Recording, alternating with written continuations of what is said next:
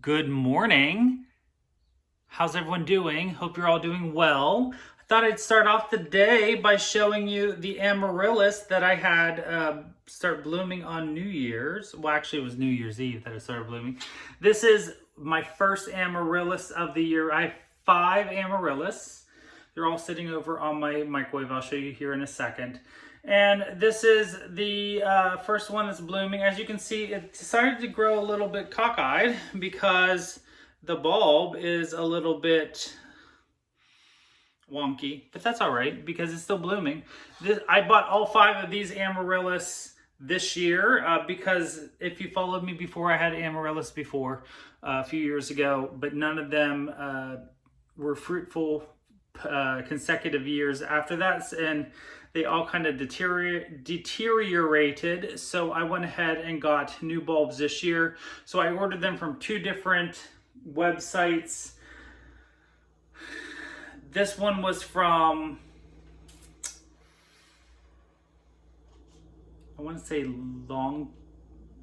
Longfield Nurseries, I think, in New Jersey. This one is called, and I actually have them labeled, so whenever I plant them outside this year, so that I can regrow them next year. This one's called a Terracotta Star. I actually had this same bulb a few years ago, and is one of my favorites, so I had to go ahead and buy it again. And I actually have another bloom on its way. Very, very happy with this one. And of course, there's another bloom spike that's actually growing upright. So that is actually a good sign for that bulb. I think it's just because the bulb itself was split in half, and therefore the bloom spike decided to curve out instead of growing straight up because it didn't have the support of the bulb. So we're a little bit crooked, but life is crooked, isn't it? So anyways, I have my first Amaryllis. Let me move you over here and I can show you the rest of my Amaryllis growing. And here we are on my microwave looking out the kitchen window. And I have, like I said, I have 5. They're in all different stages of growth. The next one closest to growing is over here. I've never had this one before, and it is I can't talk. This is an evergreen. It's called evergreen, so it's going to be more of a green, and it actually has 3 different bloom spikes. And then I have a royal velvet. This one is Amadeus Candy, right here. And then one that has not grown at all yet. I'm hoping it's still gonna grow. It might just be a super late one, is Bacote. I believe that's how you pronounce it. So all 5 of my Amaryllis right there on my microwave stand. You can see the microwave stand. I actually bought this on Overstock before I moved in. It's just I believe it's a child's dresser, but I wanted something low to fit right underneath my window here because I don't have a lot of counter space in my kitchen. And so I wanted to have something to put my microwave because I had to buy a microwave. So I wanted something to put my microwave and my coffee pot on over here by the window because I do have a plug. So I have my microwave, my coffee pot, and since there's very few drawers in my kitchen, I was able to have some drawers for silverware and aluminum foil and plastic wrap and towels and pot holders and some utensils and all that kind of stuff over here on this side of the kitchen. As well as, of course, I have a couple plants in here. I have this is my Streptocarpus, which is doing pretty well. And then I actually have a cutting of one of my favorite plants. Actually, probably my absolute favorite plant. This is my Philodendron bipinfolium, which is doing pretty well. I cut this off this summer, and it has three blooms now, or not 3 blooms, three leaves. And I just recently moved my air plants here to the windowsill after I watered them this weekend. So that is my microwave stand. And now I'm going to make some, I'm gonna do some breakfast prep. We're a little bit crooked. Oh, there we go. Now we're not crooked. I am going to do some breakfast prep for the coming week because I find, as we were talking the other day about consistency, part of my problem with healthy habits is I don't eat. So I will do a lot of drinking as far as like coffee and water, not really water, more coffee, but I don't ever think to eat, and especially breakfast. And so if I prep and if I do meal prepping, then I will eat, but on a regular basis, I don't tend to eat. So I'm going to make some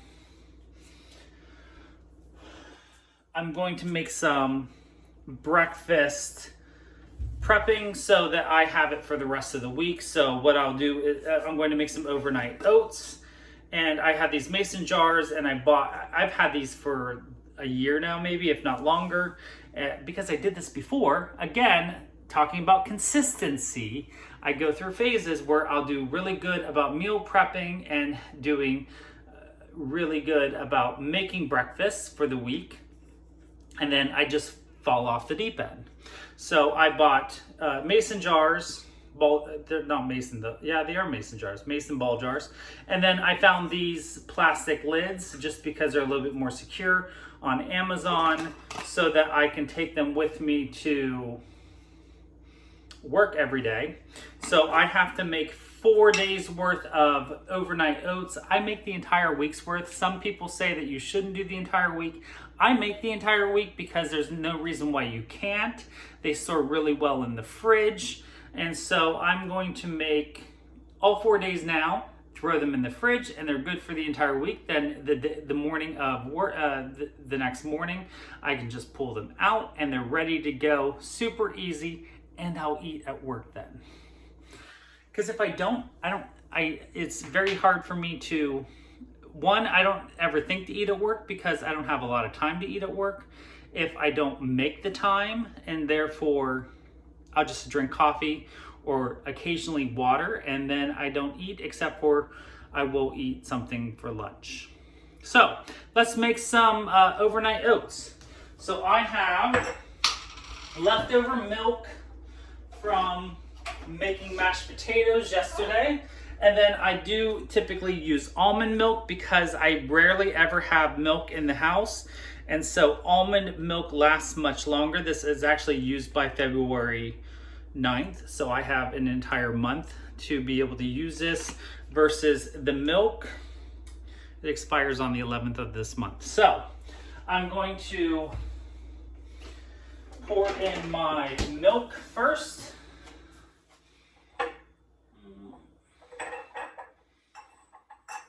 I always like to make a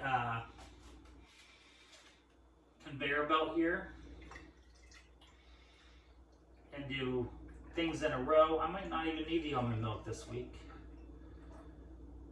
I typically do about 4 ounces of milk. Look at that. I don't even need the almond milk this time. I'm going to pour in a little bit more of the milk just because I want to use it up. So we're using about 6 ounces instead of 4 each day. Recycle that.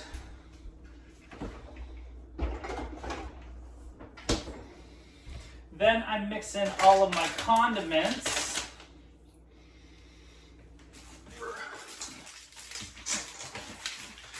Which I've had this for a while because I haven't made overnight oats in a while.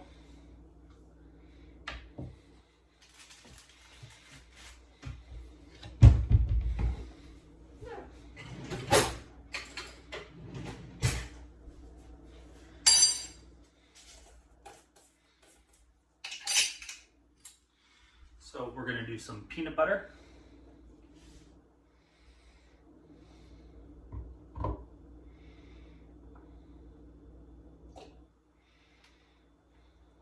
I just do about a teaspoon for each jar.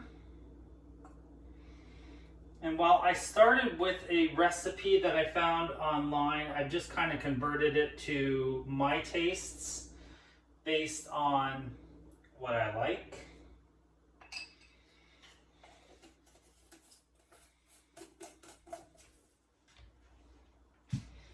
I need one more spoon.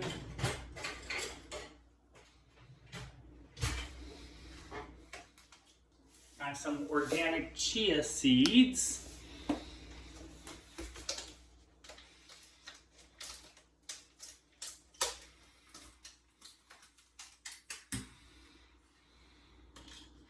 going to put about a teaspoon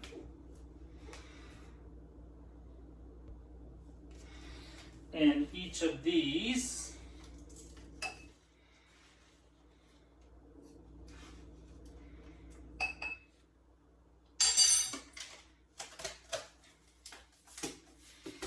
I have some pecans and some dried cranberries.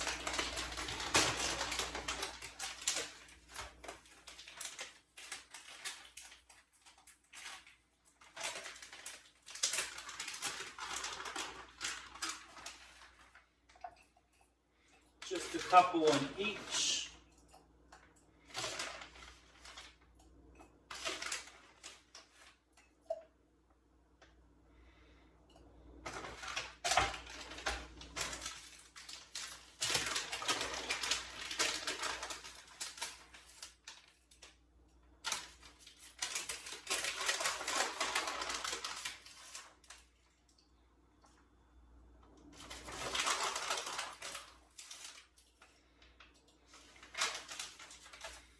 And then the big thing that I want to get is I have some protein powder, which I might not have enough of. Well, actually I will. And so I think this is 2 scoops per serving, but I'm only going to put 1 in.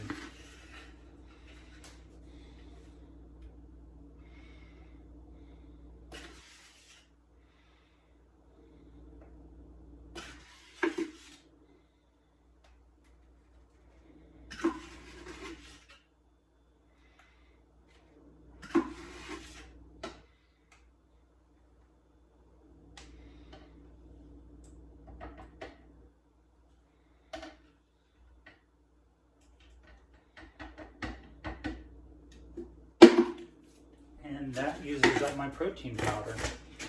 I'm going to mix that all together. And sometimes it just takes a little bit longer to mix it all up because you have to dissolve the peanut butter.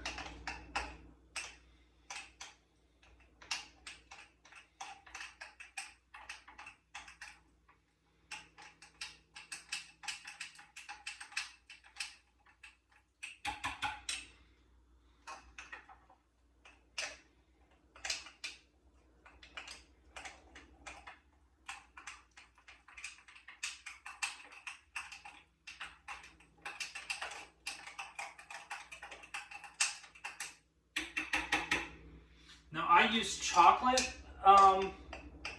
protein powder because that's what I like, but you can definitely use vanilla or strawberry, whatever you prefer. This kind of makes it taste like a no-bake cookie because of the protein, or because of the chocolate and the peanut butter.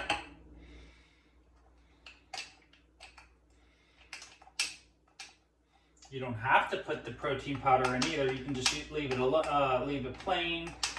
This is just a way for me to get the extra protein since I am working out to help with, because I don't eat enough protein in my regular diet. And then last but not least, we have the oats.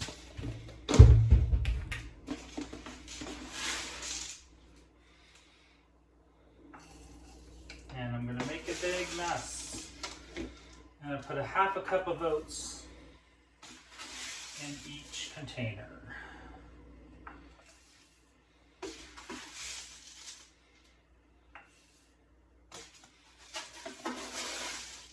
hopefully I have enough, or I'm going to the grocery store later.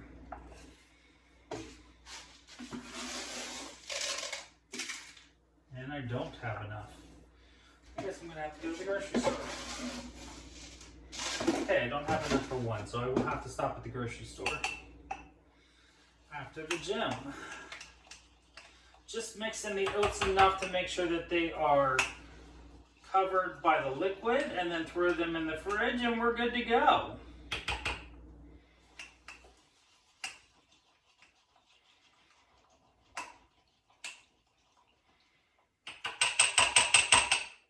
Hey there, Yins. I am back from the gym. It is about, what time is it? Alexa, what time is it? The time is 4 p.m. Apparently it's 4 p.m. And I am sitting here on the couch, just got cleaned up, and I am going to relax a little bit. And I think I'm going to do a little bit of knitting. So let me show you my progress on the knitting of the scarf that I am working on. Once again, I am working on with Knit Picks Wool of the Andes. And I have made pretty significant progress since yesterday when I last showed you. So last I was showing you, I was working in this grayish brown color. I think it was called Mink. And I have then since put in the last stripe of the Oyster Heather. And I am now working on the last non-main color, the last contrasting color of the scarf, which is this dark gray charcoaly color, and it's called Bramble. So there it is. So, and I am just about done with this color. That is all I have left. It is a pretty limp ball of yarn. So maybe 10 or 12 more rows of this color and I will be completely done with the contrasting colors. And then all I have left to do is put in a section of the chestnut and I will be completely done with this scarf. So I'm going to continue working along on this scarf. I have also still have to weave in some ends for a good chunk of the scarf that I've been working on. And I'm going to continue working on this. I have been thinking, this is day 2 of not stitching. I kind of am feeling like, and I have London on the stand. I'm kind of feeling like I don't want to be working on London right now. And I know I had said that I want to be working on that until finish, but I'm kind of feeling like, do I want to be working on that right now? And am I not stitching because I don't want to work on that? So I'm going to keep it on the stand for now. And I'm going to continue working on my scarf until I have a finish. I also have that pair of socks I want to get finished, which means I still have to finish the first sock and then cast on the second sock. But if I finish this and then I worked on that pair of socks solely, that would only take a couple days. And then I think I'm going to figure out what I want to do stitching wise. I might put London away for a little bit and then pull that out when I'm actually feeling like working on it instead of forcing myself to. Because when I do that, I get burned out. I don't want to say burned out, but that it just makes me not want to stitch. And last time I tried to do that with London, I didn't work on London for almost a year, if not a year. And I really don't want to do that because I really want London done before June. And I'm so close. But I did really focus on working. I did stitch on London practically monogamously. Not practically, I always do that. I worked on London pretty much monogamously from the end of October through